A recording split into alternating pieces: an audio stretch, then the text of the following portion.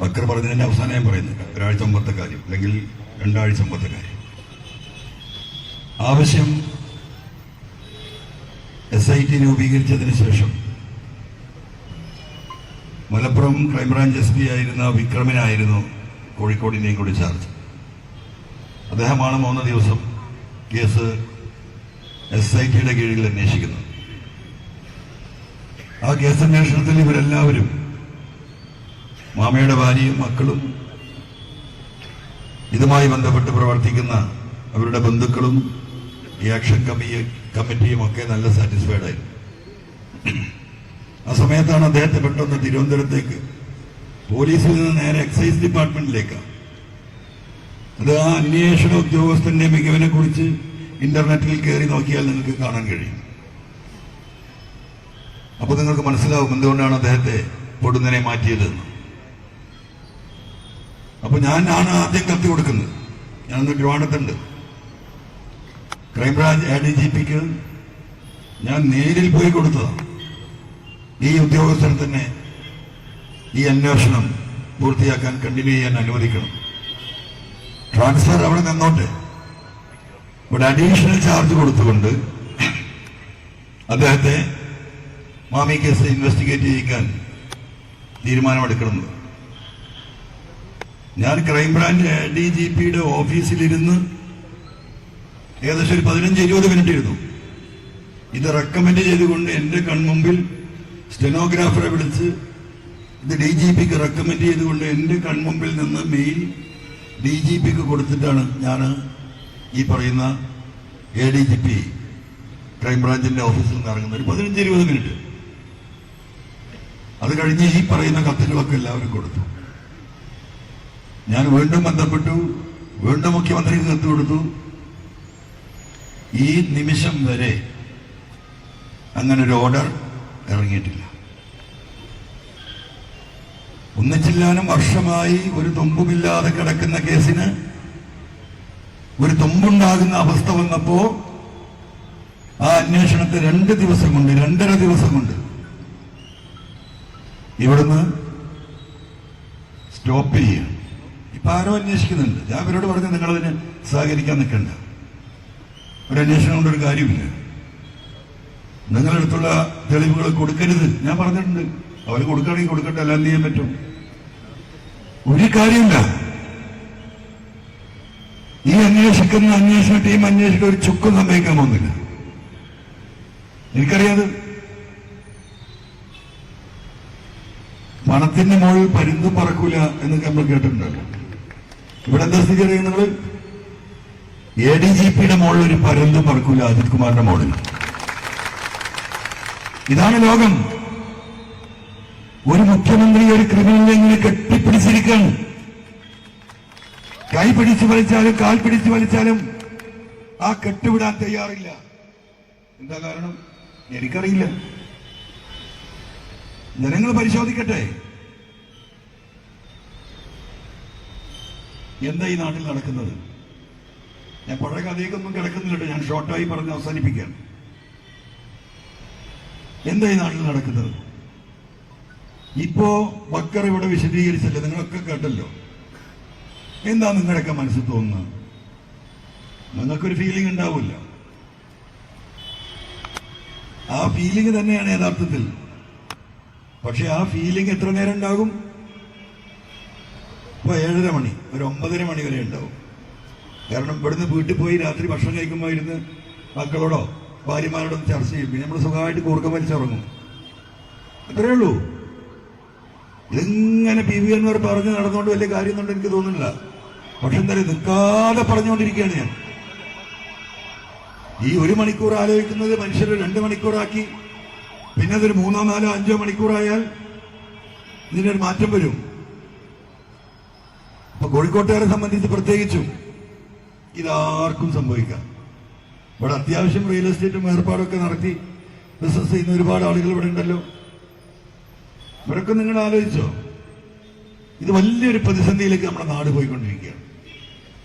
ഞാനൊരു സ്വർണ്ണക്കള്ളക്കടത്തും ഒരു റിദാൻ കേസും ഒരു മാമി കേസുമാണ് വലിയ വിഷയമായി ഇപ്പൊ എടുത്തതെന്ന് നിങ്ങൾ വിചാരിക്കണ്ട. ഇത് വരാനിരിക്കുന്ന നമ്മുടെ നാടിന്റെ ഗതിവിഗതികൾ, ഇത്തരം സംഭവവികാസങ്ങൾ നിയന്ത്രിക്കപ്പെടും. ഈ കാര്യങ്ങൾ കൈവിട്ടു പോകും. പോലീസിന്റെ ഒരു ചെറിയ വിഭാഗമാണെങ്കിൽ പോലും ഈ ക്രിമിനൽ വൽക്കരണം ദൂരവ്യാപകമായ പ്രത്യാഘാതങ്ങൾ ഈ നാടിനുണ്ടാകും എന്ന് കണ്ടിട്ടാണ് ഇങ്ങനെ റോൾ എടുത്ത് രംഗത്തിറങ്ങേണ്ടി വന്നത്. അപ്പൊ നിങ്ങളാണത് മനസ്സിലാക്കേണ്ടത്. ഇത് മാമി കേസിനേക്കാളും വലിയ പ്രമാദമായ ഒരു കേസ് ഇന്നല്ല, കുറച്ച് ദിവസമായി എന്റെ അടുത്ത് വന്നിട്ട് നമ്മളത് അന്വേഷിച്ചുകൊണ്ടിരിക്കുക. അതും കൂടെ ഒന്ന് പങ്കുവച്ചിട്ട്, കാരണം നമ്മുടെ സമൂഹത്തിന്റെ സ്ഥിതി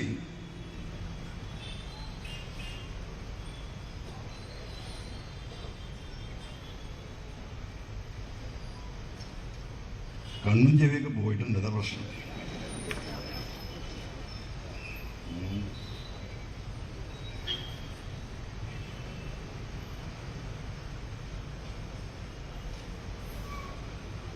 ഒരു മിനിറ്റ്.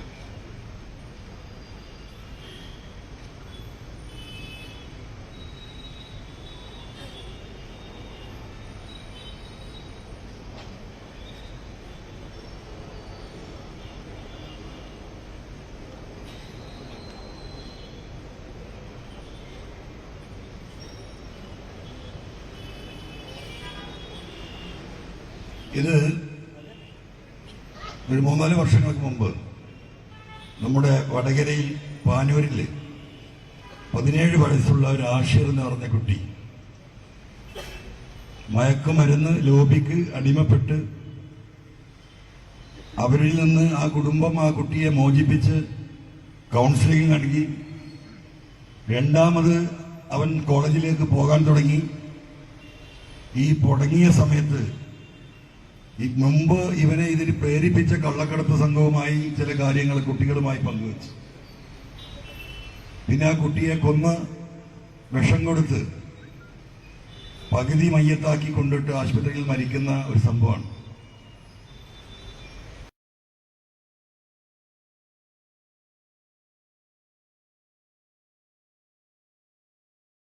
ഈ സമൂഹം നിങ്ങളത് കേൾക്കേണ്ടതുണ്ട്, പ്രത്യേകിച്ചും ഇത് കോഴിക്കോടായതുകൊണ്ട്.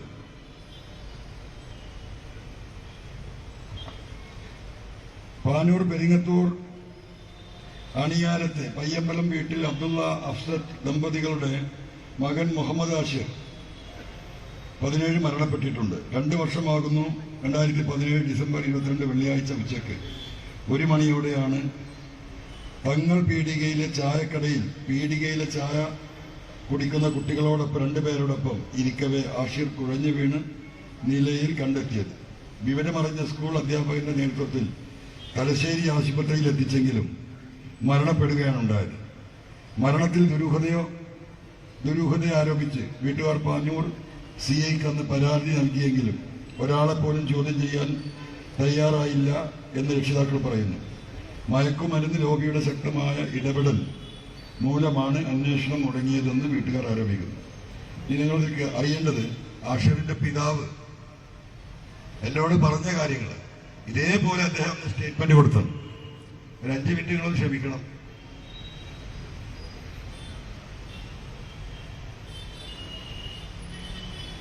മരിക്കുന്നതിന് ഏതാനും മാസം മുമ്പ് ആഷിറിനെ തലശ്ശേരിയിലെ ഒരു മനോരോഗ കൗൺസിലറെ കാണിച്ചിരുന്നു. ചിലർ തന്നെ ശാരീരികമായി പീഡിപ്പിച്ചിരുന്നുവെന്ന് ആഷിർ കൗൺസിലർമാരെ വെളിപ്പെടുത്തിയിരുന്നു. ഈ വെളിപ്പെടുത്തലിന്റെ അടിസ്ഥാനത്തിൽ അണിയാരത്ത് കോഴിക്കടയിൽ ജോലി ചെയ്തിരുന്ന വയനാട് സ്വദേശിയായ ഒരാളെ പിടികൂടുകയും 50 ദിവസത്തിലധികം റിമാൻഡ് ചെയ്യുകയും ചെയ്തിരുന്നു. എന്നാൽ ആഷിർ വെളിപ്പെടുത്തിയ ചിലർ രാഷ്ട്രീയ സ്വാധീനത്തിൽ രക്ഷപ്പെടുകയായിരുന്നു. കൗൺസിലിംഗിന് ശേഷം ആഷിറിനെ സ്കൂളിലേക്ക് തന്റെ ഓട്ടോയിൽ കൊണ്ടുവിടലാണ് പിതാവ്. അതിനുശേഷം തന്റെ ഓട്ടോറിക്ഷ രാത്രികാലങ്ങളിൽ നിരവധി തവണ അജ്ഞാത സംഘം കേടുവരുത്തിയിരുന്നു. ഇത് ഇപ്പോഴും തുടരുന്നുണ്ട്. മരിക്കുന്ന ദിവസം ഉച്ചയ്ക്ക് 12:30 സ്കൂൾ ഉച്ചയൂണിന് വിട്ട ശേഷം 2 സുഹൃത്തുക്കളോടൊപ്പം ആഷിർ തങ്ങൾ പീടികയിൽ നിന്ന് പാനൂർ ബസ് സ്റ്റാൻഡിൽ ബസ് കയറി. സ്റ്റാൻഡിലെത്തിയ ആഷിർ അജ്ഞാതനായ ഒരാളോടൊപ്പം പാനൂർ ജുമാ മസ്ജിദ് ഖബർസ്ഥാനിൽ പോയി സ്റ്റാൻഡിൽ തിരിച്ചെത്തി. 1 മണിയോടെ ഖബറിസ്ഥാനിൽ ഈ കുട്ടിയെ ഇയാൾ കൊണ്ടുപോകുന്നത്. ഖബറിസ്ഥാൻ എന്ന കാടാണ്, ഈ പാനൂരിൽ വലിയ ഫോറസ്റ്റ് മാതിരി കിടക്കുന്ന ഖബറിസ്ഥാനാണ്. അങ്ങോട്ട് ഈ കുട്ടിയെ കൊണ്ടുപോകുന്നത് കണ്ടവരുണ്ട്. ഖബറിസ്ഥാനിൽ പോയി സ്റ്റാൻഡിൽ തിരിച്ചെത്തി 1 മണിയോടെ സുഹൃത്തുക്കളോടൊപ്പം ചുവന്ന കാറിൽ ഈ അജ്ഞാതൻ അവശനിലയിലായ ആഷിറിനെ തങ്ങൾ പീടികയിൽ ഇറക്കി വിടുകയായിരുന്നു. സുഹൃത്തുക്കളായ 2 പേരോടൊപ്പം സമീപത്തെ ചായക്കടയിൽ ഇരുന്നപ്പോൾ ആഷിർ കുഴഞ്ഞു വീഴാണ്. അവിടെ തിരിച്ചു വന്ന ഈ കുട്ടികളെ കൂടെ അവിടെ ജ്യൂസ് എന്നപ്പോൾ സോഡ കുടിക്കാൻ വേണ്ടി ഇരിക്കുന്നിടത്തുനിന്നാണ് ഈ കുട്ടി കുഴഞ്ഞു വീഴുന്നത്. ഈ പള്ളി ഖബറിസ്ഥാനിൽ നിന്ന് മടങ്ങി വന്നതിന് ശേഷം ഈ അജ്ഞാതമായ വ്യക്തി ഒരു ചുവന്ന കാറിൽ കൊണ്ടുവിടുന്നത് ഈ കുട്ടികൾ കണ്ടിട്ടുണ്ട്, ഇവന്റെ സഹപാഠികൾ. സജീവ MSF പ്രവർത്തകനായ ആഷിറിന്റെ മരണത്തിന് ശേഷം പ്രദേശത്തെ 2 യുവാക്കൾ നാട്ടിൽ നിന്നും അപ്രത്യക്ഷമായിട്ടുണ്ട്. പോസ്റ്റ്മോർട്ടം റിപ്പോർട്ടിൽ മരണകാരണം ഹൃദയസ്തംഭനമാണെന്ന് പറയുന്നുണ്ടെങ്കിലും മൃതദേഹം പ്രാഥമിക പരിശോധന നടത്തിയ ഡോക്ടർ കിഡ്നി, കരൾ, ആമാശയം, പാൻക്രിയാസിസ് എന്നിവയിൽ രക്തം കട്ട പിടിച്ചതായും ഇതിൽ അസ്വാഭാവികമുള്ളതായും കണ്ടിട്ടുണ്ട്. എന്ന് പറഞ്ഞാൽ ഈ കുട്ടിക്ക് വിഷം കൊടുത്തു എന്നാണ് പോസ്റ്റ്മോർട്ടം റിപ്പോർട്ട് ക്ലിയറായി പറയുന്നത്.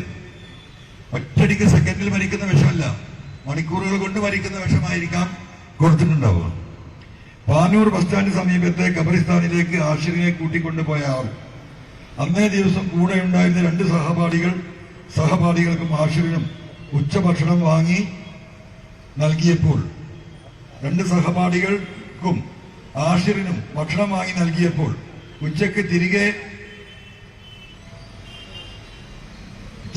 കാറിൽ തങ്ങൾ പീടികയിൽ ആഷിറിനെയും സഹപാഠികളെയും ഇറക്കിയ ആൾ എന്നിവർ ആഷിറിന്റെ മരണവുമായി ബന്ധപ്പെട്ട അന്വേഷണ പരിധിയിൽ വരുത്താൻ പോലീസ് തയ്യാറായിട്ടില്ല. ഇതൊന്നും പോലീസ് അന്വേഷിച്ചിട്ട് പോലുമില്ല. നാട്ടിൽ കല്യാണത്തിനോ മറ്റോ ക്ഷണിക്കപ്പെടുന്ന ചടങ്ങുകൾക്ക് പോയാൽ ചിലർ അകലം പാലിക്കുന്നതായും, അതായത് പിന്നെ വാപ്പ പറയണം, അയാൾക്ക് നാട്ടിലിറങ്ങി നടക്കാൻ വയ്യ. ഇങ്ങനെ ഈ പറയുന്ന കേസിൽ പ്രതിയായിട്ടുള്ള ഒരു മകന്റെ പിതാവെന്ന നിലക്ക് നാട്ടിൽ ബഹിഷ്കരണം ഉണ്ടായി. അപ്പൊ ഞാൻ ആ കേസും അതിന്റെ ഡീറ്റെയിൽസും ഒക്കെ പരിശോധിച്ച് നോക്കുമ്പോൾ വളരെ പരിതാപകരം. ഈ മാമി കേസിന്റെ മറ്റൊരു രൂപം, എടവണ്ണ റിദാൻ വധക്കേസിന്റെ മറ്റൊരു രൂപം, ഇതൊക്കെ ഞാൻ പറയുന്ന ഈ ചക്രത്തിന്റെ ഉള്ളിലാണ്. ഇത് നമ്മൾ ഡീറ്റെയിലായി പഠിച്ചിട്ട് ഒരു പുനരന്വേഷണത്തിനുള്ള നിയമപരമായ പോരാട്ടത്തിലേക്ക് പോവുകയാണ്. ഈ നാട്ടിൽ ജീവിക്കാൻ കഴിയും എന്ന് നിങ്ങൾ വിചാരിക്കണ്ട. നിങ്ങളെ വിചാരം നമ്മളൊരു കുറ്റം ചെയ്യില്ലല്ലോ, ഞാൻ വളരെ സുഖമായി ജീവിക്കരുത്, നമ്മൾ നിയമം നടപ്പിലാക്കി നിയമത്തിന് വിധേയമായി ജീവിക്കുന്നു എന്നൊക്കെ നിങ്ങൾ വിചാരിച്ചിട്ട് ഒരു കാര്യമില്ല. ഇപ്പൊ ഈ MDMA കേസുമായി ബന്ധപ്പെട്ട് നമ്മൾ പരിശോധിച്ച് നോക്കുമ്പോൾ 100-ലേറെ ചെറുപ്പക്കാരാണ് കള്ളക്കേസിൽ കുടുക്കിയിരിക്കുന്നത്. ഒരു ബന്ധവുമില്ല. ഒന്ന് മണത്ത് നോക്കുന്ന ബന്ധമെങ്കിലും വേണ്ടേ? പോലീസിലെ ഒരു സംഘമാണ് ഈ കച്ചവടം നടത്തുന്നത്. ഇവരാണ് സാധനം കൊണ്ടുവരുന്നത്, ഇവരാണ് ഏജന്റുമാരെ ഏൽപ്പിക്കുന്നത്, ഇതിന്റെ പണം മുടക്കുന്നതും ലാഭമെടുക്കുന്നതും അവർ. എന്നിട്ട് കേസ് വേണം സുജിത് ദാസിന്. അതിനെന്താ പണി? നിരപരാധികളായ ആളുകളെ, ചെറുപ്പക്കാരെ കൊടുക്കുക. 1 ഗ്രാം 2 ഗ്രാം നിയമത്തിന് വിധേയമായി 1 കൊല്ലമോ 1.5 കൊല്ലമോ ശിക്ഷ കിട്ടുന്നതിൽ കൊടുക്കുക. അങ്ങനെ സർക്കാരിന്റെ മുമ്പിൽ, ജനങ്ങളുടെ മുമ്പിൽ, പൊതുസമൂഹത്തിന്റെ മുമ്പിൽ സുജിത് ദാസ് IPS ഏറ്റവും കൂടുതൽ സ്വർണം പിടിച്ചവൻ, ഏറ്റവും കൂടുതൽ MDMA കേസ് പിടിച്ചവൻ, രാഷ്ട്രപതിയുടെ അവാർഡല്ല, യുണൈറ്റഡ് നേഷൻസിന്റെ അവാർഡ് കൊടുക്കേണ്ടവൻ അവന് എന്നാണ് എന്റെ അഭിപ്രായം. അത്ര ബുദ്ധിയാ. അപ്പൊ അവിടെയാണ് വിഷയം. ഇതെല്ലാം നടക്കുന്നത് ഈ മലബാറിൽ, പ്രത്യേകിച്ച് മലപ്പുറം ജില്ലയിൽ. ഇന്നെന്താണ് ബഹുമാനപ്പെട്ട മുഖ്യമന്ത്രി പറഞ്ഞത്? എന്റെ കയ്യിലുള്ളത് ഹിന്ദു ന്യൂസ് പേപ്പറാണ്, നിങ്ങളെല്ലാവരും കണ്ടിട്ടുണ്ടാവും. ഇതാണ്, എന്താണ് headline? CPIM has always stridently opposed RSS and Hindutva forces in Kerala. അദ്ദേഹം പറയാണ് CPM ആണ് ഈ ഹിന്ദുത്വ ഫോഴ്സസിനെ ഇവിടെ ഏറ്റവും കൂടുതൽ ശക്തമായി നേരിട്ടിട്ടുള്ളത്. ഞാനത് പറയാനല്ല, അതിലൊരു വാസ്തവമുണ്ട്, അതിൽ തർക്കമില്ല. പക്ഷെ ഇപ്പത്തെ സ്ഥിതി എന്ത്? അവിടെയാണ് പ്രശ്നം. ഇതിൽ അദ്ദേഹം പറഞ്ഞു വരുന്നത് മലപ്പുറം ജില്ല സംസ്ഥാനത്തെ ഏറ്റവും വലിയ ക്രിമിനൽ സംഘത്തിന്റെ കേന്ദ്രം. ആരോടാ പറയുന്നത്? ഹിന്ദു ന്യൂസ് പേപ്പറിനോട്. എന്താ മാതൃഭൂമി മനോരമയും കേരളത്തിലെ മറ്റു പത്രങ്ങളോട് പറയാത്തത്? ചോദ്യമുണ്ടാകും. ഈ വാർത്ത എങ്ങോട്ടാ പോകുന്നത്? നേരെ ഡൽഹിയിലേക്ക്. സദുദ്ദേശമാണോ ദുരുദ്ദേശമാണോ? ഇതിൽ പറയുന്ന കണക്കുകൾ മലപ്പുറം ജില്ലയിൽ നിന്ന് 150ഓളം സ്വർണ്ണക്കേസുകൾ പിടിച്ചു. എങ്ങനെയാ മലപ്പുറം ജില്ലയിൽ നിന്ന് പിടിച്ചത്? ഈ എയർപോർട്ട് നിൽക്കുന്നത് എവിടെയാ? മലപ്പുറം ജില്ലയിൽ. ആ എയർപോർട്ടിന്റെ മുറ്റത്തിട്ട് പിടിച്ചാൽ ഈ കേസ് എവിടെയാണ് എഫ്ഐആർ ഇടുക? മലപ്പുറം ജില്ലയിൽ.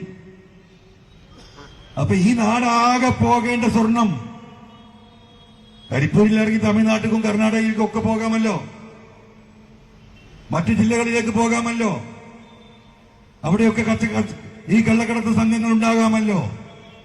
പക്ഷേ പിടിക്കുന്ന എവിടെയാ? അപ്പൊ അദ്ദേഹം എന്താ പറയേണ്ടത്?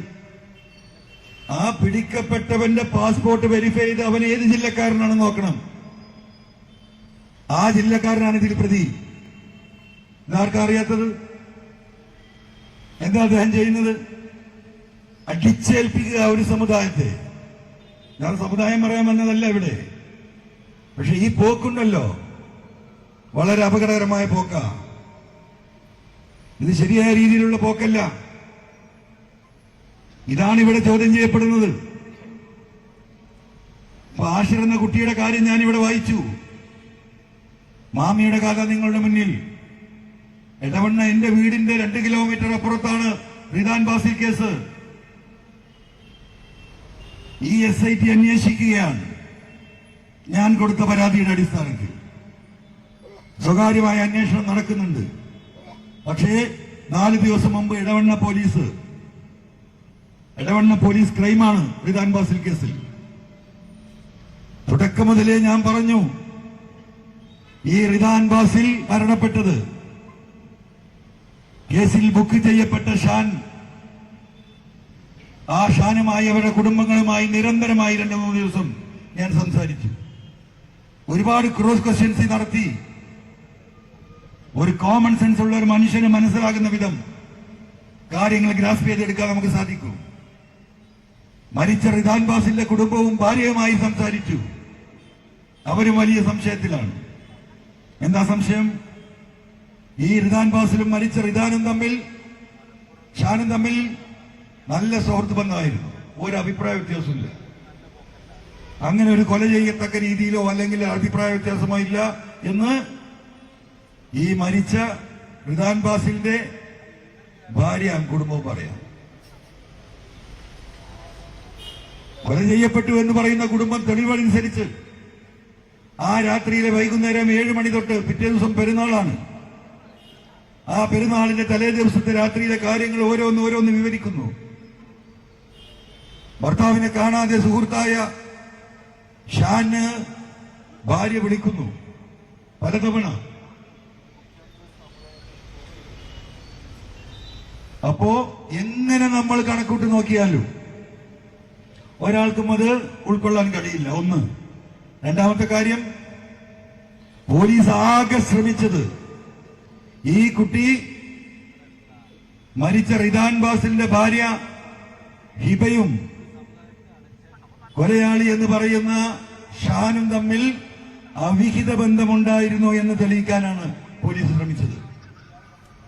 ആ അവിഹിത ബന്ധത്തിന്റെ ഭാഗമായി കാമുകന് ഹിബയെ കിട്ടാൻ ഭർത്താവായ റിദാൻ ബാസിലിനെ കൊന്നു എന്നുള്ള ഒരു സ്റ്റോറിയിലേക്കാണ് പോലീസ് ആദ്യം പോകാൻ ശ്രമിച്ചത്. 2 കുടുംബങ്ങളും അതിനെ റെസിസ്റ്റ് ചെയ്തു. ഹിബയുടെ കുടുംബവും റിദാൻ ബാസിലിന്റെ കുടുംബവും ഒരിക്കലും അത് സംഭവമില്ല എന്ന് പറഞ്ഞു. ഭർത്താവ് മരിച്ച ഈ പെൺകുട്ടിയെ 2ാമത്തെ ദിവസം പോലീസ് സ്റ്റേഷനിൽ കൊണ്ട് ഭീഷണിപ്പെടുത്തി. മൂന്നാമത്തെ ദിവസം അതിഭീകരമായി ഈ പെൺകുട്ടിയെ ഭീഷണിപ്പെടുത്തി വർദ്ധിച്ചു. മുടി പിടിച്ചു വലിച്ചു, ഷൂ ഇട്ട് വിരലിന്റെ മകളിൽ കയറിയിരുന്നു, കൂർത്ത പെൻസിൽ കൊണ്ട് ഈ ഭാഗത്തിട്ടിടിച്ചു. ഒറ്റ ആവശ്യം, ഇവനുമായി അവിഹിത ബന്ധമുണ്ട് എന്ന് ഈ പെൺകുട്ടി സമ്മതിച്ചു കൊടുക്കണം. 3.5 ദിവസം ക്രൂരമായി മർദ്ദനത്തിനിരയായി ഈശാൻ. ഒരു പുരുഷനെ എങ്ങനെയൊക്കെ മർദ്ദിക്കാമോ അങ്ങനെയൊക്കെ മർദ്ദിച്ചിട്ടുണ്ട്. പക്ഷെ അവനും സമ്മതിച്ചില്ല. നിങ്ങൾ എന്തു പറഞ്ഞോ അത് സമ്മതിക്കാം. അത് മാത്രം ഈ അവിഹിത ബന്ധം സമ്മതിച്ചു കൊടുത്തില്ല. എന്നിട്ടൊരു 4 വരി കള്ളക്കഥയുണ്ടാക്കി. ഈ റിദാൻ ബാസിൽ ഇവൻ ചെയ്തിരുന്ന ബിസിനസ്സിൽ, ഷാനിന്റെ മുതലാളി ചെയ്തിരുന്ന ബിസിനസ്സിൽ ആ പങ്കാളിത്തത്തിൽ നിന്ന് ഇവനെ ഒഴിവാക്കിയാൻ റിദാൻ ഇടപെട്ടു എന്നൊരു കള്ളക്കഥ ഉണ്ടാക്കിയിട്ടാണ് കേസ് കൊടുത്തത്. ബഹുമാനപ്പെട്ട മുഖ്യമന്ത്രിയോട് ഈ കാര്യങ്ങൾ പൂർണ്ണമായി ഞാൻ വിശദീകരിച്ചു, എഴുതി കൊടുത്തു. ഈ അന്വേഷണത്തിന്റെ ഭാഗമായി അത് വന്നു. SIT അന്വേഷിച്ചുകൊണ്ടിരിക്കുമ്പോഴാണ് 4 ദിവസം മുമ്പ് ഇടവണ്ണ പോലീസ് മഞ്ചേരി കോടതിയിൽ ഒരു പെറ്റീഷൻ ഇടുകയാണ്. എന്താ പെറ്റീഷൻ? വിചാരണ സ്റ്റേജിലാണ്. വിചാരണ നിർത്തിവെച്ച് ഞങ്ങൾക്കിത് വീണ്ടും പുനരന്വേഷണം ഇടവണ്ണ പോലീസിന് നൽകണം. കാരണം റിദാൻ ബാസിന്റെ ഫോണുമായി ബന്ധപ്പെട്ട് ചില സൂചനകൾ കിട്ടിയിട്ടുണ്ട്. കോടതി അനുവദിക്കും, സ്വാഭാവികമാണ്. അപ്പൊ വീണ്ടും ഈ കേസ് തേച്ച് മാച്ച് കളഞ്ഞ അതേ പോലീസിന് തന്നെ വീണ്ടും അത് കൈമാറി. ഈ സ്ഥിതിയാണുള്ളത്. ഇത് പറഞ്ഞാൽ എന്തായി? ഇപ്പൊ PV അൻവറായി എല്ലാ കള്ളത്തരും. ഇപ്പൊ ബക്കർ പറഞ്ഞിട്ടില്ല ഏതൊരു അൻവറിന്റെ കാര്യം. അപ്പൊ നിങ്ങൾ നോക്കണം, ഈ രീതിയിലാണ് കാര്യങ്ങൾ നടന്നു പോകുന്നത്. ഇതിനെതിരെ പ്രതികരിക്കാൻ കോഴിക്കോടിന്റെ സമൂഹം താഴെ ഇറങ്ങി വരേണ്ടതുണ്ട്. പ്രതികരണശേഷി നഷ്ടപ്പെട്ടിരിക്കുന്നു. എല്ലാവർക്കും സ്വന്തം കാര്യമാണ്. ഇത് സാമൂതിരിയുടെയും കുഞ്ഞാലി മരക്കാരിന്റെയും നാടാണ്. മറന്നു പോകരുത് കോഴിക്കോട്ടുകാർ. ഇപ്പൊ മനാഫ് അർജുൻ നമ്മൾ കണ്ടില്ലേ? എങ്ങനെയാണ് നമ്മൾ ആ സ്റ്റോറി അല്ലെങ്കിൽ ആ സംഭവങ്ങൾ നമുക്ക് വിവരിക്കാൻ കഴിയുമോ? അതാണ് മതസൗഹാർദ്ദം. ആ മതസൗഹാർദ്ദത്തിന്റെ കടക്കൽ കത്തിവെക്കാൻ RSSുമായി ചേർന്ന്, രാജ്യത്തെ ഭീകരവാദികളുമായി ചേർന്ന് ഒരു സമൂഹത്തെ ആകെ അപരവൽക്കരിക്കാൻ ശ്രമം നടത്തുന്നു. ആരാ നേതൃത്വം? കേരളത്തിന്റെ ബഹുമാന്യായ മുഖ്യമന്ത്രി. വിശ്വസിക്കാൻ കഴിയുമോ? ഇന്ന് രാവിലെ പത്രക്കാർ എന്നോട് ചോദിച്ചു, സിവിൽ കോഡും പൗരത്വ ഭേദഗതിയുമായി ബന്ധപ്പെട്ട വിഷയത്തിൽ ഇടതുപക്ഷ ജനാധിപത്യ മുന്നണി എടുത്ത നിലപാട് അതും ആത്മാർത്ഥതയില്ലാത്തതായിരുന്നോ എന്നൊരു ചോദ്യം. എന്റെ ഉത്തരം ആത്മാർത്ഥപരമായിരുന്നു എന്നാണ്. ഞാൻ ഇപ്പോഴും അങ്ങനെ തന്നെയാണ് വിശ്വസിക്കുന്നത്. ഈ കാര്യങ്ങൾ ഈ രീതിയിൽ മാറിമറിയുന്നത് കഴിഞ്ഞ 1.5 വർഷക്കാലത്തിനിടക്കാണ്. അതാണ് പാർട്ടി അന്വേഷിക്കേണ്ടത്. പാർട്ടി അത് അന്വേഷിച്ച് കണ്ടെത്തണം. PV അൻവറിനെ ഈ കള്ളക്കടത്ത് സംഘത്തിന്റെ സപ്പോർട്ടറായി മാറി ആ PV അൻവറാണ് ഇതിന് പിന്നിലെന്ന് ഇവിടെ മുഖ്യമന്ത്രിയും പാർട്ടി സഖാക്കളും നാടായ നാട് മുഴുവൻ, ഗ്രാമങ്ങളായ ഗ്രാമങ്ങൾ മുഴുവൻ നിങ്ങൾ പറഞ്ഞു നടന്നിട്ട് നിങ്ങൾ വിജയിക്കാൻ പോകുന്നില്ല. ഞാൻ ഈ വിഷയം ഏറ്റെടുക്കുന്ന ഈ നാട്ടിലെ സാധാരണക്കാർക്ക് വേണ്ടിയാണ്. ഈ പോലീസിംഗിന്റെ ഭാഗമായി കേരളം ഈ ഗവൺമെന്റിനെ വെറുക്കുന്നു, ഈ പാർട്ടിയെ വെറുക്കുന്നു, ഇടതുപക്ഷ ജനാധിപത്യ മുന്നണിയെ വെറുക്കുന്നു. ജനങ്ങളുമായി ബന്ധപ്പെട്ട് പ്രവർത്തിക്കുന്ന എല്ലാവരെയും ഈ പോലീസിന്റെ ഇമ്മോറൽ ആക്ടിവിറ്റീസ്, ഇല്ലീഗൽ ആക്ടിവിറ്റീസ്, മനുഷ്യത്വരഹിതമായ പെരുമാറ്റം, ഈ പാർട്ടിയോടും ഈ മുന്നണിയോടും ഉണ്ടായിരുന്ന അടുപ്പം ഇല്ലാണ്ടാക്കിയിരിക്കുന്നു. രാവിലെ 7 മണിക്ക് കോഴിക്കോട്ട് അങ്ങാടിയിലേക്ക് ഒരു ഓട്ടോറിക്ഷയുമായി ഇറങ്ങുന്ന ഒരു ഓട്ടോറിക്ഷ തൊഴിലാളി ജീവിതത്തിന്റെ 2 അറ്റം മുട്ടിക്കാൻ വേണ്ടി രാവിലെ ഉദിക്കുന്ന വെയില് വൈകുന്നേരം പടിഞ്ഞാറ് അസ്തമിക്കുന്നത് വരെ ആ വെയിലിന്റെ ചൂടേറ്റ് ഈ വഴിയോരങ്ങളിൽ ഒരു യാത്രക്കാരനെ കാത്തിരിക്കുന്ന ലക്ഷക്കണക്കിന് ഓട്ടോറിക്ഷ തൊഴിലാളികൾ നമ്മുടെ നാട്ടിലുണ്ട്. വൈകുന്നേരം വരെ ഓടിയാൽ എന്താ കിട്ടുക? 100, 200, 300 ബാക്കിയാവും. ഡീസലും ചെലവും ടാക്സും. വണ്ടി മറ്റൊരുത്തൻ്റെതാണെങ്കിൽ അവന്റെ വാടകയും കഴിഞ്ഞാൽ കിട്ടാവുന്ന ഈ 300-400 രൂപയാണ്. കഴിഞ്ഞ 1.5-2 വർഷമായിട്ട് എത്രയാ ഫൈന്? പ്രിയപ്പെട്ട ഓട്ടോറിക്ഷ തൊഴിലാളികൾ ഇവിടെ ഉണ്ടാവുമല്ലോ. എത്രയാ ഫൈൻ? 1000, 2000, 5000. 3 കുട്ടികൾ ബൈക്കിൽ പോയാൽ 3 ആളെ പേരിലും ഫൈന്. ഇത് ഏത് IPC, ഏത് CRPC ചോദിച്ചാൽ ഒരാൾക്കും അറിയില്ല. കേസൊക്കെ പോലീസ് സ്വയം നിർവചിക്കപ്പെടുന്നു. CRPCയും IPCയും ഒന്നും പരിഗണിക്കേണ്ടതില്ല. തോന്നിവാസം നടത്തുന്നു. ജനങ്ങളെതിരാകാതിരിക്കുവോ? ഇവിടെ നമ്മുടെ നാട്ടിലെ തൊഴിലാളികളൊക്കെ അത്യാവശ്യം ബൈക്കുണ്ട്. 2-3 ആള് ചേർന്ന് 2000, 3000, 5000 കൂട്ടി ഒരു 10,000-15,000 സ്വരൂപിച്ച് ഫൈനാൻസ് എടുത്തൊരു ബൈക്ക് എടുത്ത് 3 പേരാണ് രാവിലെ ജോലിക്ക് പോവുക. വേറെ മാർഗമല്ല. ഉൾപ്രദേശങ്ങളിൽ നിന്ന് വരുന്നതാണ്. രാവിലെ ബസ് കാത്തുനിന്ന് തൊഴിൽ തുടങ്ങുന്ന 8 മണിക്ക് ടൗണിലെത്താൻ കഴിയില്ല. ഈ രാവിലെ ഈ 3 പേരും വരുമ്പോൾ വഴിയിൽ പിടിച്ചു നിർത്തുന്നു. 1000, 2000, 3000 ഫൈന്. എങ്ങനെ താങ്ങും ഈ ജനത? എന്നാൽ അത് ചോദിക്കാൻ ആർക്കെങ്കിലും അവകാശമുണ്ടോ? ചോദിക്കാൻ ചെല്ലുന്ന സഖാക്കളുടെ പൊതുപ്രവർത്തകരെ അപമാനിച്ചിറക്കി വിടുന്നു കേരളത്തിലെ പോലീസ്. ഇതാണ് എന്റെ പരാതി. ഈ വിഷയവുമായി ബന്ധപ്പെട്ട അന്വേഷണത്തിലാണ് ഈ കള്ളക്കടത്ത് സംഘത്തിന്റെ ഈ സ്വർണം മോഷ്ടിക്കലും പൊട്ടിക്കലും ഉരുക്കലും വിൽക്കലുമൊക്കെ ശ്രദ്ധയിലേക്ക് വരുന്നത്. അതാണ് ഞാൻ പറഞ്ഞത്. ഞാൻ ഈ പാവപ്പെട്ട മനുഷ്യർക്ക് വേണ്ടി സംസാരിച്ചതാ. ഈ വിഷയം ആരംഭിക്കുന്നതിന് മുമ്പ് ഒരു IPS ഉദ്യോഗസ്ഥൻ എന്റെ കാല് പിടിച്ച് തിരുമുന്നത് നിങ്ങൾ കണ്ടതാണ്. 25 വർഷം നിങ്ങളുടെ അടിമയായി ഞാൻ ജീവിക്കാം. ഈ കേസിൽ നിന്ന് രക്ഷപ്പെടുത്തി തന്നാൽ മതി. എന്താ കേസ്? ഒരു 10,000 റുപ്യന്റെ മരം കെട്ടത് ക്യാമ്പ് ഓഫീസിൽ നിന്ന്. ഞാൻ കൂടെ നിന്നോ?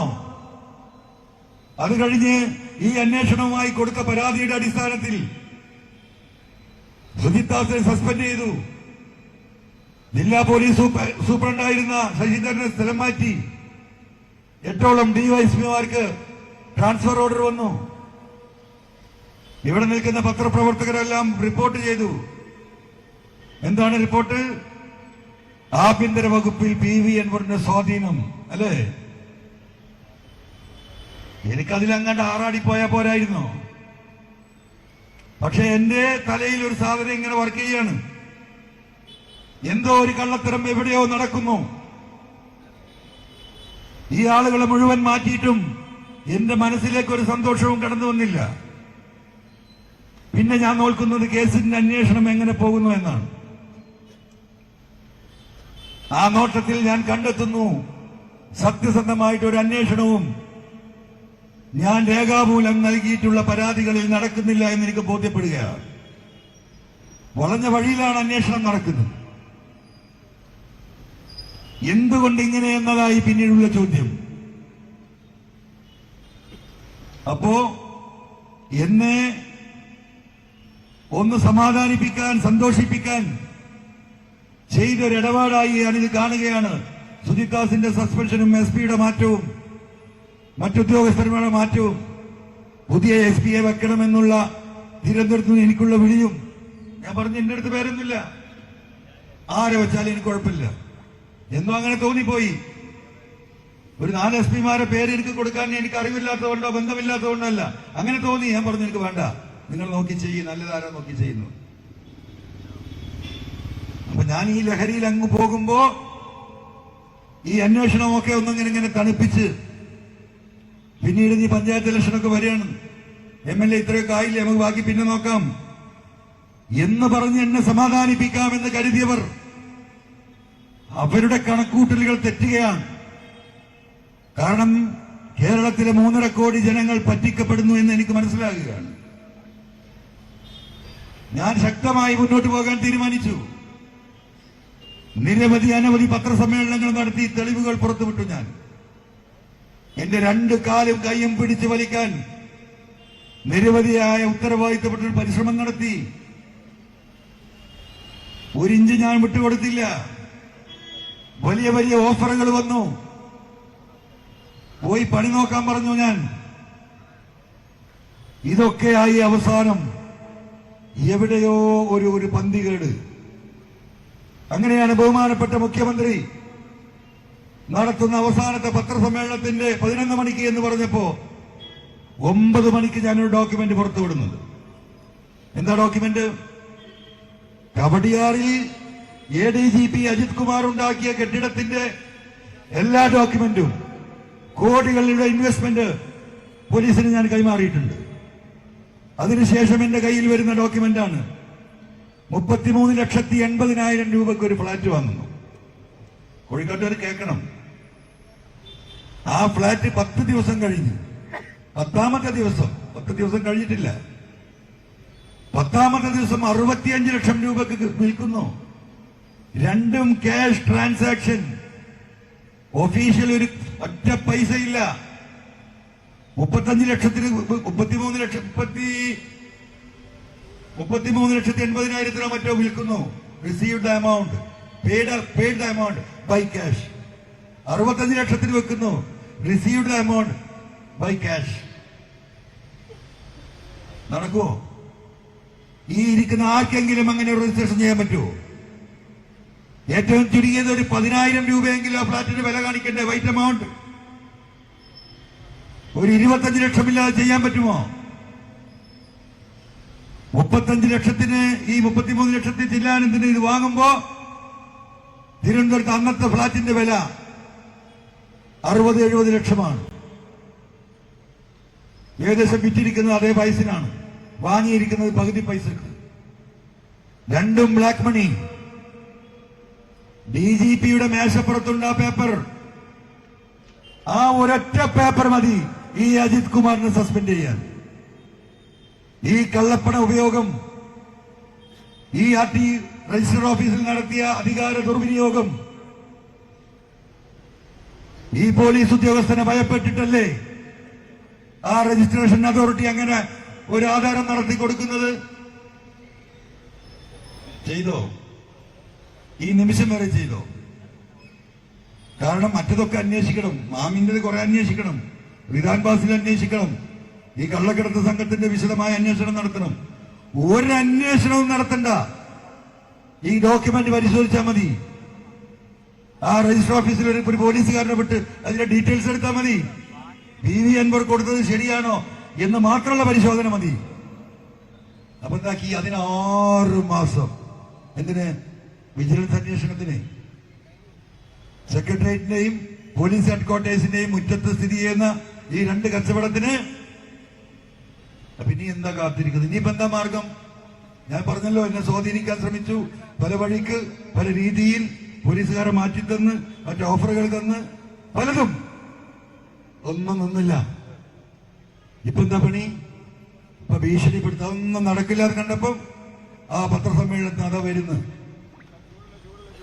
ഈ കള്ളക്കടത്ത് സംഘത്തിന് ഈ പോലീസുകാരോണ്ട് ഭയങ്കര ബുദ്ധിമുട്ടുണ്ട്. ബഹുമാനപ്പെട്ട മുഖ്യമന്ത്രി പറയാം. അതുകൊണ്ട് ഇവരുടെ ഈ പ്രവർത്തനം അഭിനന്ദനാർഹമാണ്. കള്ളക്കടത്ത് സംഘത്തിലെ ഒരു ലോബിക്ക് ഇതുകൊണ്ട് വലിയ പ്രയാസമുണ്ട്. പോലീസിനെതിരെ ഈ ആരോപണം ഉന്നയിക്കുന്നവർ ഇതിന് പിന്നിൽ തൽപരരാണോ എന്ന് പരിശോധിക്കണം. അപ്പോ പത്രക്കാർ ചോദിക്കുക, അതാരാ? PV അൻവറാണോ? അത് എനക്കറിയില്ല. നിങ്ങൾ ചോദിച്ചു, അത് എനക്കറിയില്ല. വീണ്ടും ചോദിക്കുന്ന, എനക്കറിയില്ല. നിങ്ങൾ 2 ചിരി അല്ലേ? 2 ചിരി. അത് കഴിഞ്ഞു. പിന്നെന്താ പറയുന്നത്? ഗവർണർ എന്തോ ഒരു പരാതി കൊടുത്തിട്ട് അൻവറിന്റെ പേരിൽ. ഏത് ഫോണേ? ഇതൊക്കെ കേട്ട് ഞാനിങ്ങനെ മുട്ടുംകാല് വിറച്ചിട്ട് ഞാൻ അവിടുന്ന് തടിയെടുക്കുന്ന മുമ്പ് വിചാരിച്ചു, ഇത് വാപ്പാന്റെ മോന എവിടുന്നാ വരുന്നതെന്നുള്ളത് അദ്ദേഹം മനസ്സിലാക്കിയിട്ടില്ല. മനസ്സിലായോ? ഇനി ഞാനൊരു മലപ്പുറത്തുകാരനാണ് നിങ്ങൾ പൂർണ്ണമായി വിചാരിക്കണ്ടേ. ഞാൻ പകുതി കോഴിക്കോടാ, എന്റെ ഉമ്മ ചെറുവാടിയാ, കൊളക്കാടനാണ് എന്റെ ഒരു ഭാഗം രക്തം, ഒരു ഭാഗം പുത്തം വീട്ടില. അപ്പൊ ഞാൻ പറഞ്ഞു വരുന്നത് ഈ രീതിയിൽ കാര്യങ്ങൾ പോവുകയാണ്. അപ്പൊ ഇന്ന് ഹിന്ദുവിനാണ് മുപ്പത് കൊടുക്കുന്നത്. ഇതിലപ്പുറം തെളിവിന് എന്താ വേണ്ടത് സഹോദരന്മാരെ? ഒരു കോമൺ സെൻസ്. ഇത് എങ്ങോട്ടുള്ള റിപ്പോർട്ടാണ്, എങ്ങോട്ടുള്ള പത്രവാർത്തയാണ്. അപ്പൊ എനിക്ക് പ്രിയപ്പെട്ട ഇതിന്റെ പിന്നിൽ നിൽക്കുന്ന സഖാക്കളോട് പറയാനുള്ളത്, ഞാൻ നിങ്ങൾക്ക് വേണ്ടി ജനങ്ങൾക്ക് വേണ്ടി ഇറങ്ങിയതാ, മനസ്സിലായില്ലേ? അപ്പോ ഇതിൽ രാഷ്ട്രീയമൊന്നുമില്ല. ഇവിടെ ഈ വിഷയങ്ങളൊന്നും തെളിയില്ല. കാരണം എന്താ? ഒന്നും തെളിയില്ല. ഈ നെക്സസ്, ഞാൻ പറയുന്ന നെക്സസ് ഉണ്ടല്ലോ, അതാണ് ഇതിന്റെ മുഴുവൻ കാരണം. നിങ്ങൾ ഓരോരുത്തരും ആലോചിക്കണം. നാം വിളിക്കുന്ന പാർട്ടിക്ക് സിന്ദാബാദ് വിളിക്കുന്ന നേതാക്കന്മാർ, നിങ്ങൾ സത്യസന്ധമായ ഒരു കേസിൽ ഇടപെട്ടിട്ട് നിങ്ങൾ പരാജയപ്പെട്ടിട്ടുണ്ടെങ്കിൽ നിങ്ങൾക്ക് ബോധ്യപ്പെട്ടിട്ടുണ്ടാവും ഇതൊരു നെക്സസിന്റെ ഭാഗമാണ്. ഇപ്പൊ ഈ കോഴിക്കോട് അങ്ങാടിയിൽ 2 or 3 കേസ് എന്റെ അടുത്ത് വന്നിട്ടുണ്ട്. എന്താ കേസ്? സാമ്പത്തിക തർക്കം. അപ്പൊ ഇങ്ങനെ നമ്മുടെ സഖാക്കൾ വഴി അല്ലെങ്കിൽ സുഹൃത്തുക്കൾ വഴി വരും. ഒരു കേസ് വളരെ പ്രമാദമായ കേസാണ്. നാളെ പേര് പറയാതെ തന്നെ നിങ്ങൾക്ക് മനസ്സിലാവും. 10-20 ഷോപ്പുള്ള, ടെക്സ്റ്റൈൽ ഷോപ്പുള്ള ഒരു വ്യക്തി മാനേജറെ പാർട്ട്ണറാക്കി വെക്കുന്നു. പണം മുടക്കിയവൻ നാട് മുഴുവൻ നടന്ന് സാധനങ്ങൾ വാങ്ങുന്നതിൽ കോൺസെൻട്രേറ്റ് ചെയ്യാണ്. നാട്ടിൽ വരും പിന്നെയും പോകും, നാട്ടിൽ വരും പിന്നെയും ഓടും. ഗുജറാത്ത്, രാജസ്ഥാൻ, ഡൽഹി, ചൈന, ഇങ്ങനെ പോകുമ്പോ ചില കച്ചവടത്തിലൊക്കെ ഒരു ഷെയർ കൊടുത്തിരുന്നു, 5%, 10%. അവിചാരിതമായി മേശന്റെ വലിപ്പിൽ നിന്ന് ഇതിന്റെ ഉടമസ്ഥൻ ഒരു കമ്പനിയുടെ ട്രാൻസ്ഫർ, ഒരു കച്ചവട സ്ഥാപനത്തിന്റെ 50% ട്രാൻസ്ഫർ ചെയ്തായിട്ട് കാണുക. നോക്കുമ്പം ഉടമസ്ഥന്റെ കള്ളൊപ്പാണ്.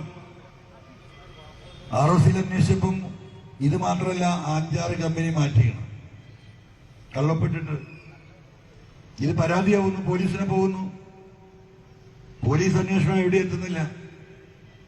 അങ്ങനെ ഇതിൽ മഞ്ചേരിയിൽ ഉള്ളൊരു സുഹൃത്തുണ്ട്, അദ്ദേഹം എന്റെ അടുത്ത് വരുന്നു. ഇങ്ങനെയാണ് വിഷയങ്ങൾ പറയുന്ന ഡോക്യുമെന്റ്സ് വരുന്നു. നമ്മൾ വക്കീലിനെ കൊടുത്ത് പരിശോധിക്കാൻ ഏർപ്പാട് ചെയ്ത് പരിശോധിച്ചപ്പോൾ വക്കീൽ പറഞ്ഞു, എന്നോടൊക്കെ അത് ശരിയാണ്, ഇത് മുഴുവൻ ബോഗസ് ഡോക്യുമെന്റ് ആണ്. ഞാൻ പറഞ്ഞു, ഞാൻ കത്ത് തരാം, മോഹനൻ മാഷെ പോയി കാണണം. അപ്പൊ എന്നോട് പറഞ്ഞു, മോഹനൻ മാഷത്ത് നിങ്ങളും കൂടെ ഒന്ന് വരണം. ഇത് അത്രയും സീരിയസ് ആണ്. പോലീസ് നീങ്ങുന്നില്ല, ഞങ്ങളെ കൊടുക്കാനാണ് ശ്രമം. അങ്ങനെ മോഹനൻ മാഷെടുത്ത് വന്നു, ഞാനും വന്നു. മോഹനൻ മാഷ് പഠിച്ച പടി 18 നോക്കി. നീതി സത്യത്തിനൊപ്പം നിന്നുകൊണ്ട് അനങ്ങിയില്ല. അപ്പോ അവസാനം ഈ വ്യക്തി എന്നോട് പറയാണ്, ഇത് തിരുവനന്തപുരത്താണ്, പി ശശി ഇതിൽ ഇടപെടുന്നുണ്ട് എന്നുള്ളൊരു വിവരമാണ് പോലീസ് ഓഫീസർമാർ പറഞ്ഞത്. അങ്ങനെ ഞാൻ തിരുവനന്തപുരത്തുള്ള ദിവസം ഈ വ്യക്തിയോട് അങ്ങോട്ട് വരാൻ പറയുന്നു. പി ശശിയെ കാണുന്നു, കാര്യങ്ങൾ വിശദീകരിക്കുന്നു. ഞാൻ പി ശശിയുടെ മുഖത്ത് നോക്കിയിട്ട് ഞാൻ സ്നേഹത്തോട് പറഞ്ഞു, ശശിയേട്ടാ, ഇവർക്ക് ഇങ്ങനെ ഒരു സംശയമുണ്ട്. നിങ്ങൾ ഇടപെട്ടിട്ടാണ് പോലീസ് ഈ അനങ്ങാപ്പാറ നയം സ്വീകരിക്കുന്നത് എന്ന് ഇവർക്ക് പോലീസുകാരിൽ നിന്ന് തന്നെ കിട്ടിയ വിവരമുണ്ട്. അദ്ദേഹം തരിച്ചെന്റെ മുഖത്തേക്ക് കുറച്ചൊക്കെ നോക്കി. എന്താണ് MLA, നമ്മൾ നീതിയുടെ ഒപ്പല്ലേ നിൽക്കുള്ളൂ ഇവിടെ പറയുന്നതാണ്. അപ്പൊ പുള്ളി പറഞ്ഞു, നിങ്ങൾക്ക് നീതി കിട്ടും. ആ വ്യക്തി മടങ്ങിപ്പോന്നു.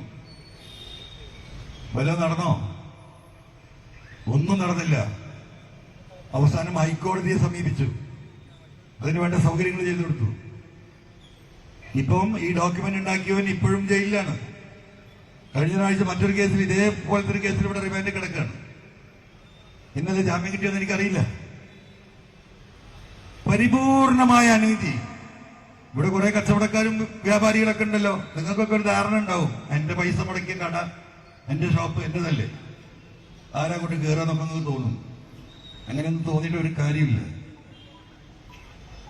ഒരു സ്റ്റാമ്പ് പേപ്പർ വാങ്ങി നിങ്ങളുടെ ഒരു കള്ള ഒപ്പിട്ട് ഒരു അഗ്രിമെന്റ് ഉണ്ടാക്കി ഇതിന്റെ 50% ഷെയർ ട്രാൻസ്ഫർ നടന്നിട്ടുണ്ടെന്ന് പറഞ്ഞ എഴുത്തു ഒരു ധാരണ ഉണ്ടാക്കി അത് പോലീസ് സ്റ്റേഷനിൽ കൊണ്ടേ കൊടുത്താൽ നിങ്ങൾ എന്താ വിചാരിക്കുക?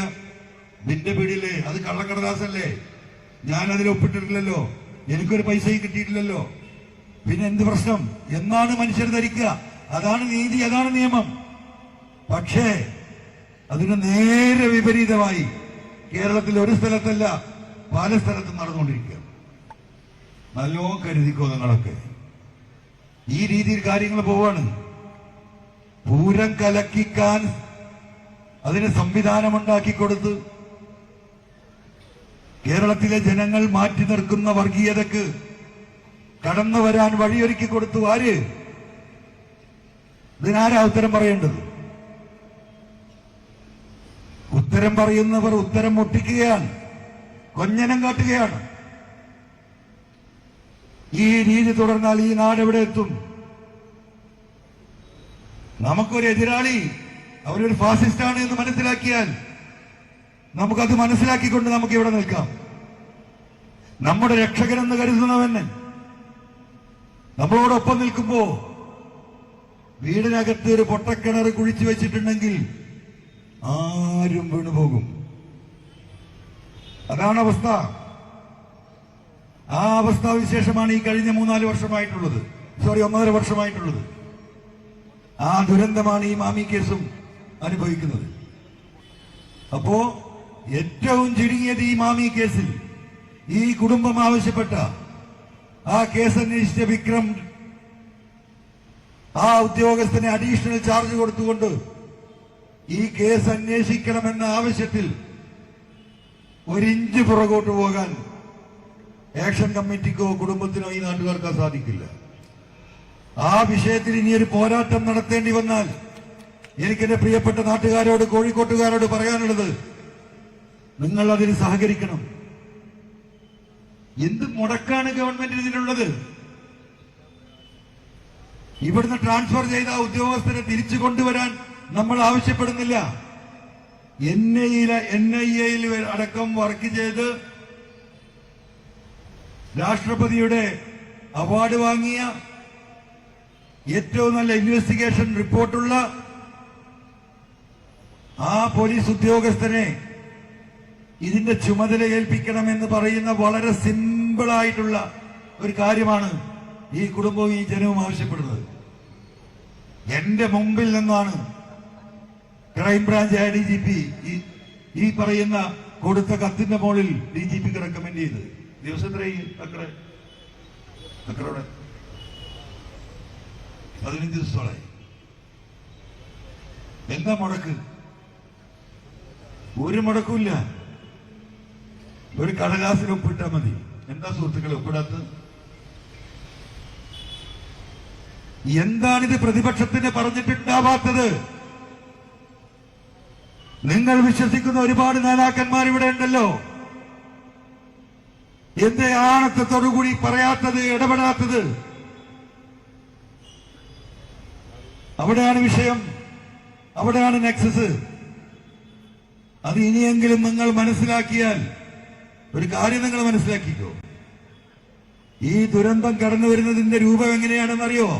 ഞാൻ മനസ്സിലാക്കിയത്, കൂരാക്കൂരി ഇരുട്ടട ഭൂമിയിൽ അവിടെ ഒരു കറുത്ത പാറ, ആ കറുത്ത പാറയിൽ ഒരു കറുത്ത ഉറുമ്പ് മെല്ലെ മെല്ലെ മെല്ലെ എഴിഞ്ഞു വന്നാൽ ആ പാറപ്പുറത്തിരിക്കുന്ന ഒരു മനുഷ്യനത് കാണാൻ സാധിക്കുമോ? അങ്ങനെ ആ കറുത്തിരുമ്പ് കരാളഹസ്തം പോലെ ഈ സംസ്ഥാനത്തെ വളഞ്ഞു പിടിക്കുന്നുണ്ട്. അതും ഈ നെക്സസിന്റെ ഭാഗമാണ്. അപ്പൊ ഒന്ന് ചിന്തിക്കുക, ഒന്ന് ആലോചിക്കുക. നമ്മൾ ഓരോരുത്തരും കഴിക്കുന്നത് ഭക്ഷണം തന്നെയാണല്ലോ. ഇത്രയേ ഈ കാര്യത്തെക്കുറിച്ച് എനിക്ക് സൂചിപ്പിക്കാനുള്ളൂ. ഇതൊരു രാഷ്ട്രീയ വിശദീകരണ യോഗമല്ലാത്തതുകൊണ്ട് ഒരു രാഷ്ട്രീയ കാര്യത്തിലേക്ക് ഞാൻ കടക്കുന്നില്ല. അത് ശരിയുമല്ല. ഇവിടെ ആക്ഷൻ കൗൺസിൽ വിളിച്ച യോഗത്തിൽ നിങ്ങളെ കണ്ട് 2 വാക്ക് സംസാരിക്കുക എന്ന സതുദ്ദേശം മാത്രമേ ഉള്ളൂ. അതുകൊണ്ട് ഈ മാമി വിഷയത്തിലും പാനൂരിൽ ആശ്വർ വിഷയത്തിലും ശക്തമായ നിലപാടെടുത്ത് നമ്മൾ മുന്നോട്ട് പോകാൻ പോവുകയാണ്. ആ കുടുംബത്തിന് നീതി കിട്ടേണ്ട ഒരു പാവപ്പെട്ട കുടുംബം, ഓട്ടോറിക്ഷ ഓടിച്ച് ജീവിക്കുന്ന ഒരു മനുഷ്യന്റെ കുട്ടിയെ ആകെ ആ കുടുംബത്തിനുണ്ടായിരുന്ന അത്താണി. ഇപ്പോഴും ആ കുടുംബത്തെ ഉപദ്രവിക്കുന്നു. ടൗണിൽ ഓട്ടോറിക്ഷ നിർത്തി അദ്ദേഹം ഒന്ന് ചായ കുടിക്കാൻ പോയാൽ ആ ഓട്ടോറിക്ഷയെ കാറ്റൊഴിച്ചു വിടുന്നു, പെട്രോളിന്റെ ടാങ്കിന്റെ പൈപ്പ് വലിച്ചു വിടുന്നു. ആരാണിതൊക്കെ? ഇതാണ് സ്ഥിതി. ഈ കൊള്ള സംഘത്തിന് വിഹരിക്കാൻ, അവരെ സഹായിക്കാൻ, അവർക്ക് പിന്തുണ നൽകാൻ ഈ ജനത്തിന് സംരക്ഷണമേകുന്ന പോലീസിന്റെ ഒരു വലിയ വിഭാഗം, ഒരു ചെറിയ വിഭാഗം അവരോടൊപ്പമുണ്ട് എന്ന യാഥാർത്ഥ്യം, ആ യാഥാർത്ഥ്യത്തിന്റെ മുകളിലൂടെയാണ് കേരളം സഞ്ചരിക്കുന്നത്. അതിൽ നയം വ്യക്തമാക്കേണ്ടത് ബഹുമാനപ്പെട്ട മുഖ്യമന്ത്രിയാണ്. ഇനിയിപ്പോ 2 ദിവസം കൂടി കഴിഞ്ഞാൽ അജിത് കുമാർ സ്ഥാനത്ത് നിന്ന് മാറും. അത് കയ്യൊട്ടി ആഘോഷിക്കാനും നിൽക്കണ്ട. എന്താ മാറിയിട്ട് എന്ത് കാര്യം? അടുത്ത കസാരയിലേക്ക് കയറിയിരിക്കും. സസ്പെൻഡ് ചെയ്യാനുള്ള എല്ലാ കാര്യങ്ങളും ഞാനിപ്പോ ഈ കൊടുത്ത ഡോക്യുമെന്റിൽ തന്നെയുണ്ട്. അതുണ്ടാകും എന്ന് നിങ്ങൾ ആരും കരുതണ്ട. ഇവിടെ ഈ വിഷയത്തിൽ നീതി പുലരും എന്ന് ഞാനിപ്പോൾ 52%, 51% ഞാൻ സംശയിക്കുക. ജനങ്ങൾ അതിശക്തമായ പോരാട്ടത്തിന് ഇറങ്ങിയില്ലെങ്കിൽ സത്യസന്ധരായ പോലീസ് ഉദ്യോഗസ്ഥരുടെ കൈകളിലേക്ക് ഒരു ഫയലും എത്തൂല. സത്യസന്ധരായ കംപ്ലീറ്റ് ഓഫീസേഴ്സിനെ ശണ്ഡീകരിച്ചിരിക്കുകയാണ് പോലീസ് ഹെഡ്ക്വാർട്ടേഴ്സിൽ. ഈ നാടിനോട്, ജനങ്ങളോട് കമ്മിറ്റ്മെന്റ് ഉള്ള, മനസാക്ഷിയുള്ള ഉദ്യോഗസ്ഥർ, വളരെ സീനിയർ ആയിട്ടുള്ള ഉദ്യോഗസ്ഥർ തൊട്ട് SI റാങ്ക് വരെയുള്ള സത്യസന്ധരായ ഉദ്യോഗസ്ഥരിൽ മഹാഭൂരിപക്ഷത്തെയും ശണ്ഡീകരിച്ച് മൂലക്കാക്കിയിരിക്കുന്നു. വിരലിലെണ്ണാവുന്ന ഈ കൊള്ള സംഘത്തിന്റെ ക്രിമിനലുകളുടെ കയ്യിൽ പോലീസിനായിട്ട് അമ്മാനമാടുമ്പോ ബഹുമാനപ്പെട്ട മുഖ്യമന്ത്രി ഇതൊന്നും അറിയില്ല എന്ന മട്ടിൽ കൈമലർത്തി ഈ വിഷയം ജനങ്ങളുടെ മുന്നിലേക്ക് ഇടുന്നവരുടെ നേരെ വിരൽ ചൂണ്ടി കള്ളൻ എന്ന് വിളിക്കുന്ന അവസ്ഥാവിശേഷമാണ് നമ്മുടെ നാട്ടിൽ. അതിനെതിരെയാണ് നമ്മൾ പ്രതികരിക്കേണ്ടത്. ആ പ്രതികരണത്തിൽ ഈ നാടിന്റെ, ഈ കോഴിക്കോടിന്റെ എല്ലാവിധ ജാതി മത രാഷ്ട്രീയ വ്യത്യാസമില്ലാത്ത ജനങ്ങളുടെയും ആത്മാർത്ഥമായ പിന്തുണ ആ പോരാട്ടത്തിന് ഉണ്ടാകണമെന്ന് സ്നേഹപൂർവ്വം അഭ്യർത്ഥിച്ചുകൊണ്ട് ഇവിടെ 2 വാക്ക് സംസാരിക്കാൻ വഴി തന്ന